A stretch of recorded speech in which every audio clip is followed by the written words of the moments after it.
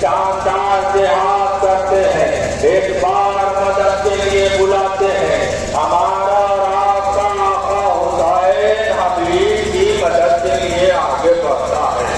دوست کے ہجر میں کس دوست کو چین آیا ہے، کھول دو بھائی کے ملنے کو حسین آیا۔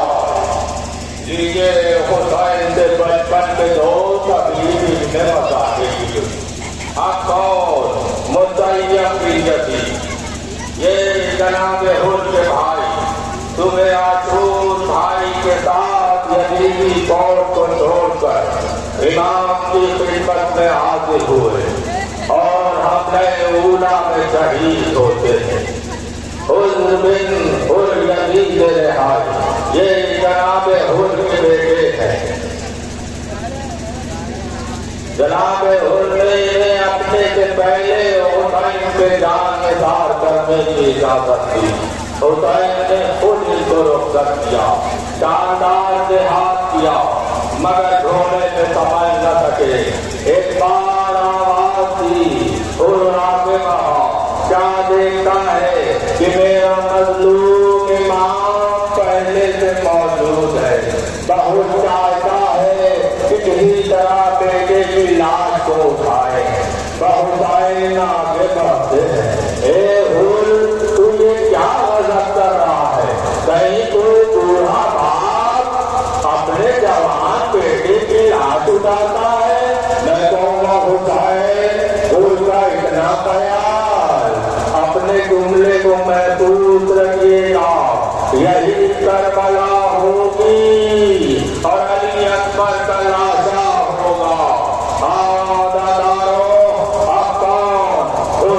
یزید رہائی اب حر کو جا رہا ہے، یزیدی فوج کا سالار جنہوں نے 1000 سواروں کے ساتھ امام کا راستہ روکا اور امام مظلوم کو کربلا تک لانے کے ذمہ دار تھے۔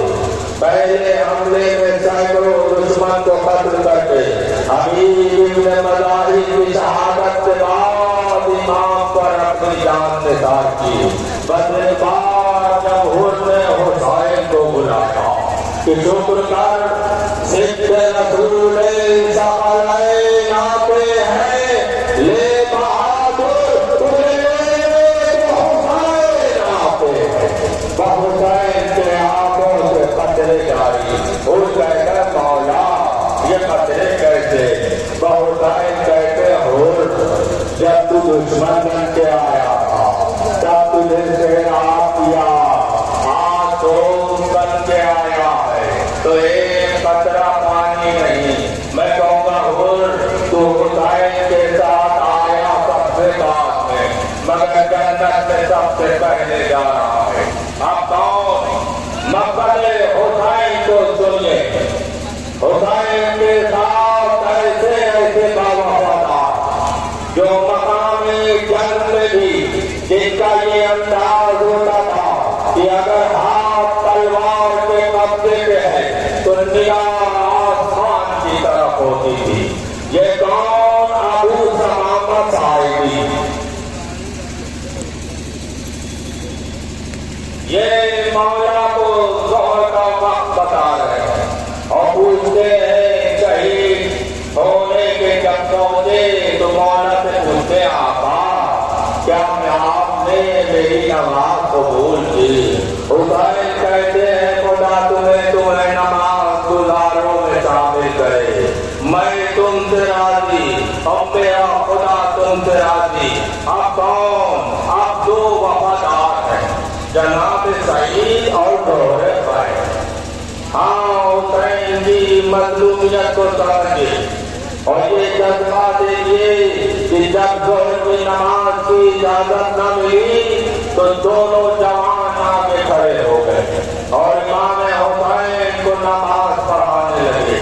اب جو تیر آتا تھا کبھی سعید اسے اپنے ہاتھوں پہ لیتے تھے، کبھی جو ہے اسے اپنے سینے پہ لیتے تھے۔ ایک بار جب امام کی نماز ختم ہوئی تو کیا دیکھا کہ دونوں کے لاشیں پڑے ہوئے ہیں۔ حسین نے ایک زانو میں سعید کا